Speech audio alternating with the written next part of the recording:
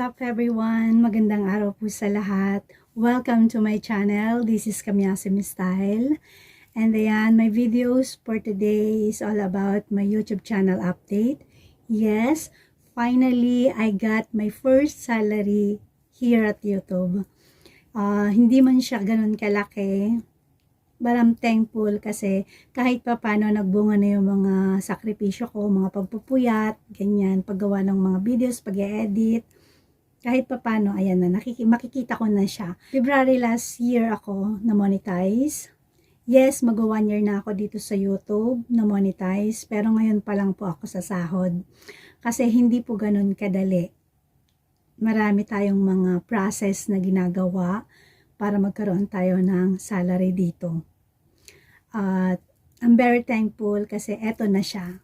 Siguro nagtataka kayo kung bakit hindi na ako nakakagawa ng mga videos, tutorial at saka update ng YouTube channel ko. Kasi po, wala akong space, kanyan. Minsan kasi yung mga alaga ko is nag-i-stay na sila dito sa room. So, ang iingay nila, hindi ko naman pwedeng sabihin na lumabas sila para gumawa ako ng video, di ba? So, ako yung nag-a-adjust, syempre. Ako yung inday eh. Kapag lumalabas na lang ako, kasi ayoko naman na wala akong may upload. So, pag lumalabas na lang ako, kung ano yung mga ginagawa ko sa labas at mga pinapasyalan ko, so yun na lang po muna yung mga ina-upload ko. So, sa mga naghihintay ng mga tutorial ko is, hindi ko pa may papangako kung kailan ulit ako magagawa ng mga tutorial. Basta po kung may mga request kayo, just comment down below on my comment section. At itatry ko siyang gawin. Ayan. Kasi marami rin namang nagpi-PM sa akin na nagtatanong bakit daw hindi na ako gumagawa ng mga tutorial. At saka may nagre-request din. Hayaan po ninyo, pag nagkaroon po ako ng pagkakataon, gagawin ko po yung mga request ninyo, ha? Pasensya na po kayo. And guys, favor naman po, pasubscribe nga po ng aking second channel, Kululeng Mix Vlog. Ganun din po kay Miss Dang 8 Figuration Circle. At congratulations po kay Mr. Motojad TV Team Kaakbay. Ayan guys, bagong monetize lang po ang channel niya. Congratulations po kuya. At ayan na nga, ito na yung topic. Last January 21, si Google AdSense may email sa akin. Ito siya. Sinasabi niya dyan na yung payment ko daw is na-transfer na sa bank account ko. So, I'm going out to check my bank account kung nandun na nga. At doon ko rin makikita kung magkano yung tax na kinakaltas nila, ganyan. So, sa wakas, matitikman ko rin yung first salary ko. 'Di ba? Ang tagal, almost 1 year na. Yan nga guys, lalabas ako para i-check sa bank account ko. Ayan. Medyo malamig sa labas. Kaya magsusombrero ako.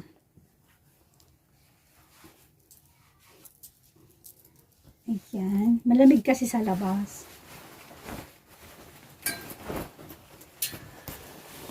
Jacket din. Malamig.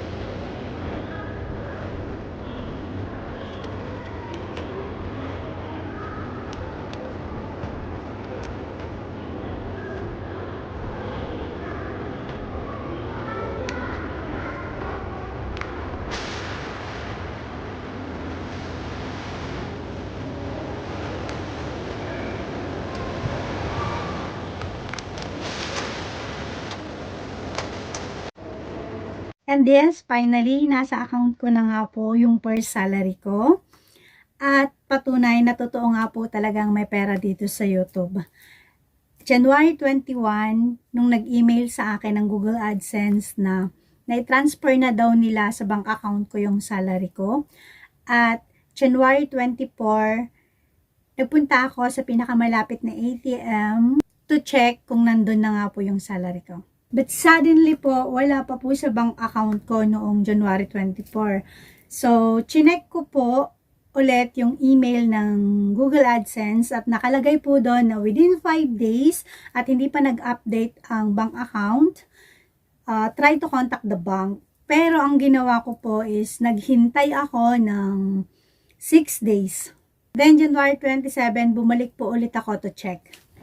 And finally guys, nandun na nga po. Sa wakas, matitikman ko na rin yung unang sahod ko dito sa YouTube.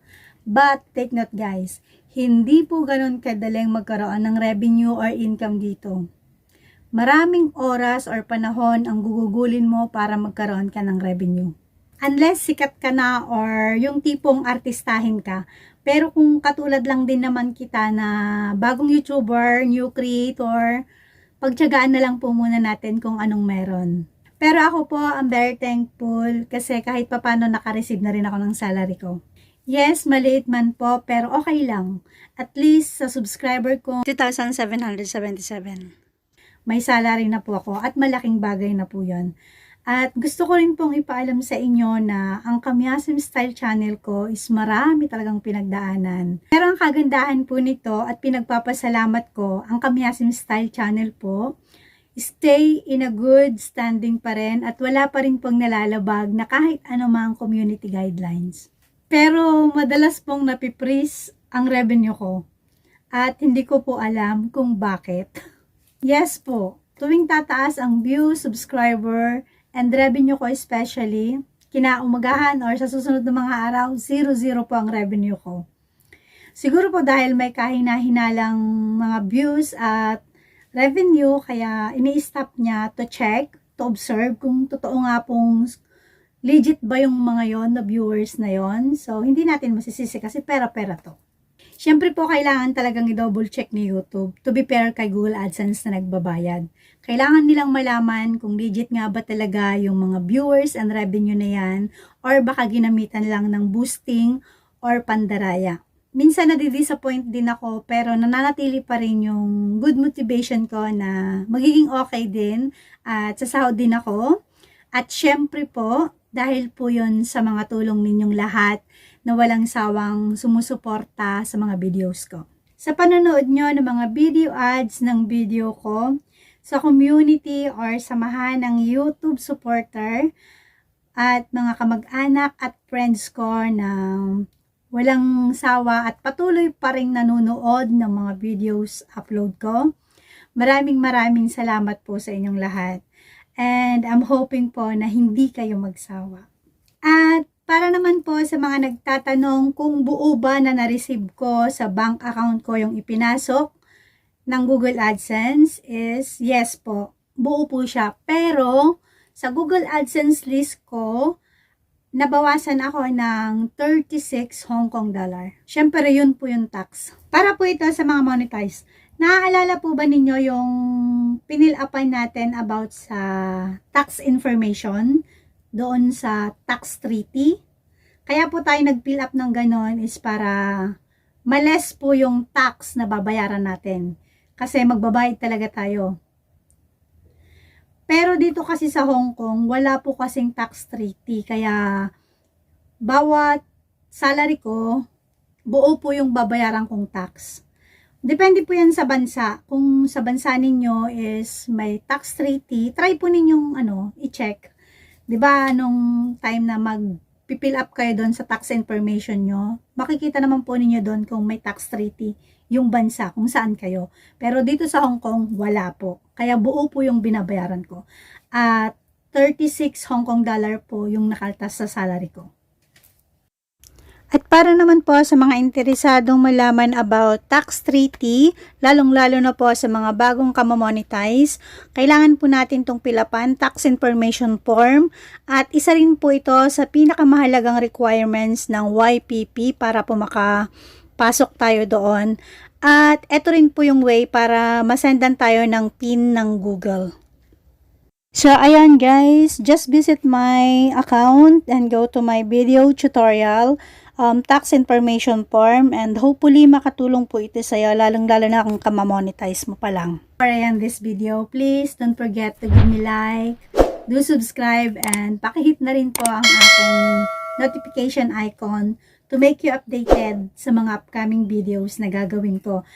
But, siguro po, sa pag-upload ko, once a week na lang po kasi mas priority ko po yung work ko. Madalang na po akong makapaggawa ng video tutorial. Gawa po ng, yun nga, wala akong space. Wala akong chance. Wala akong chance mag-film kasi mga alaga ko is may ingay sila dito sa room.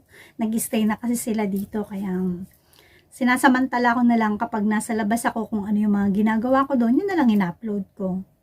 And once again, maraming salamat po sa pagsuporta niyo sa channel ko.